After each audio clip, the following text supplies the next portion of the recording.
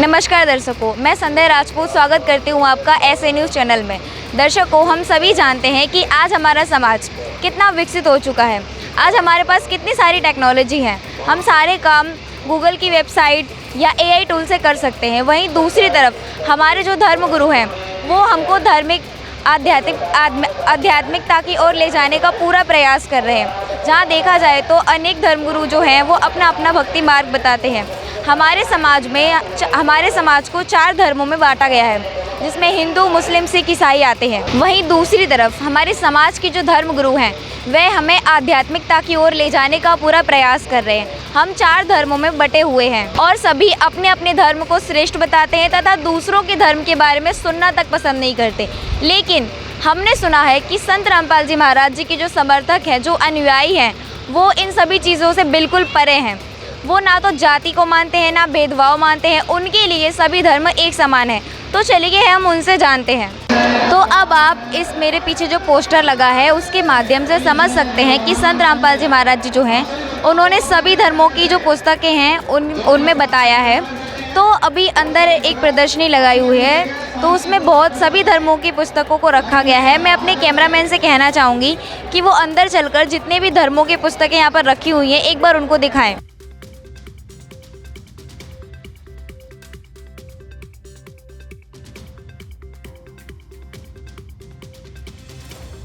तो जैसा कि अभी हमारे कैमरामैन ने आपको यहाँ पर रखी सभी पुस्तकें दिखाई, सभी धर्मों की पुस्तकें दिखाई।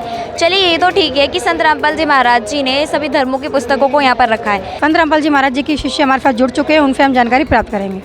नमस्कार सर। नमस्कार जी। जी, क्या नाम है आपका? जी, मेरा नाम राजेंद्र कुमार ब्राह्मण है जी। जी, हम आपसे ये जानना चाहेंगे जैसे कि यहाँ पे जो आज का युग है, हर धर्म के लोग हैं और हर धर्म के लोग जो है आध्यात्मिकता की ओर से पूजा और साधना में अलग अलग तरह की विधि करते हैं। तो हम ये जानना चाहेंगे आपसे कि पूजा और साधना में क्या अंतर है? देखिए मैम, जैसा कि आपने सवाल किया, ये बहुत बढ़िया सवाल किया, क्योंकि अक्सरों में लोगों में धारणा ये रहती है पूजा और साधना को लोग एक ही समझते हैं। साधना अर्थात कोई चीज़ को सिद्ध करने के लिए जो उपक्रम जो काम में लिए जाते हैं या जो विधि इस्तेमाल की जाती है वो तो साधना है। जिस चीज़ को हम प्राप्त करेंगे वो साधना द्वारा प्राप्त की जाएगी। उसमें जो उपकरण होंगे, जो साधन, जैसे आध्यात्मिक मार्ग के अंदर शास्त्र जो होते हैं उनमें लिखी गई जो विधि है वो आप उपकरण की तरह मानिए। यानी जैसे आध्यात्मिक मार्ग में शास्त्र होते हैं तो शास्त्रों में जो विधि होती है उनके द्वारा आध्यात्मिक मार्ग में परमात्मा को प्राप्त करना होता है। और परमात्मा को प्राप्त करने के बाद में उनके विधान में चलना, उनकी बातों को मानना, उसी नियम पर ही बने रहना, ये पूजा होती है।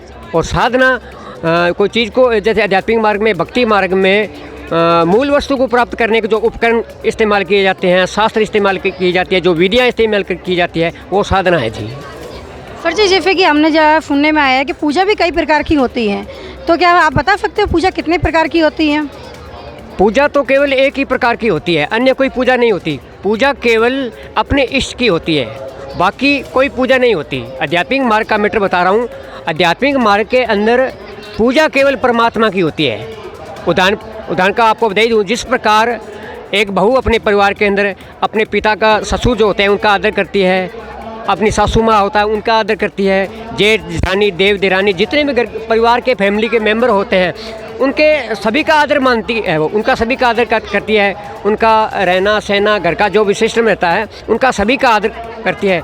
लेकिन उसको हम ये नहीं कह सकते भी वो बेटी जो है वो सबका मतलब उनकी पूजा कर रही है। पूजा तो वो केवल अपने हस्बैंड की कर रही है, अपने पति की कर रही है, क्योंकि उसी की मर्यादा में उसे रहना है, उसके लिए वही पूजा है। ठीक ऐसे ही उदाहरण दिया, आध्यात्मिक मार्ग के अंदर केवल परमात्मा की पूजा करना ही पूजा है। अब ये बात अलग है कि लोगों को पता नहीं है भी अनेक, कभी गणेश की पूजा कर ली, कभी भगवान शिव की पूजा कर ली, कभी विष्णु की पूजा कर ली। वो अपनी जगह सही रहे, अपनी जगह सही वो ऐसे हैं क्योंकि उनको बताया ही ऐसा गया है। जितने भी तथाकथित धर्मगुरु हैं उन्होंने ऐसा ही बताया है। जैसे आप 2585 वर्ष जो आदि शंकराचार्य का पंथ चला था, उनके अंतर्गत 5 देवों की साधना बताई गई थी। तो ठीक ऐसे करते करते ये पूरे विश्व के अंदर अधिकतर सनातन धर्म के लोगों में ये परंपरा ही है। अनेक लोग मतलब अनेक इष्ट उनके हो गए, लेकिन ये सत्य नहीं है। पूजा केवल परमात्मा की होती है और साधना वही होती है उपकरण के रूप में जिसे प्राप्त किया जा सकता है। परमात्मा को, ऐसा है जी। तो फिर जी जैसे हम जानना चाहेंगे यहाँ पे कि फंद रामपाल जी महाराज जी बोलते हैं कि चारों जो धर्मों के लोग हैं उनको एकत्रित कर रहे हैं, जैसे कि यहाँ पे वाणी भी लिखी थी, और तो क्या वो वाकई में सच है चारों धर्म के लोग यहाँ पे आते हैं? बिल्कुल 100% आते हैं। मैं खुद ईसाई धर्म से रहा हूँ। पिछले 7-8 वर्षों से मैं ईसाई धर्म में था और 2013 के बाद में मैं परमात्मा संत रामपाल जी महाराज से जुड़ा हूँ। मैं खुद ईसाई धर्म में रहा हूँ और मैं खुद पादरी भी रहा हूँ, लेकिन उस शास्त्र के अंदर अनेकों शंकाएँ रही मेरी। वो मतलब बताते थे भी प्रभु यीशु को ईसाई धर्म के जो लोग हैं वो कहते थे भी परमात्मा एक है और वो जीसस महात्मा ईसा ही परमात्मा है, लेकिन बाइबल के अंदर लिखा गया है भी मैं परमेश्वर का पुत्र हूँ, मैं उसके द्वारा स्वर्ग से आया हूँ।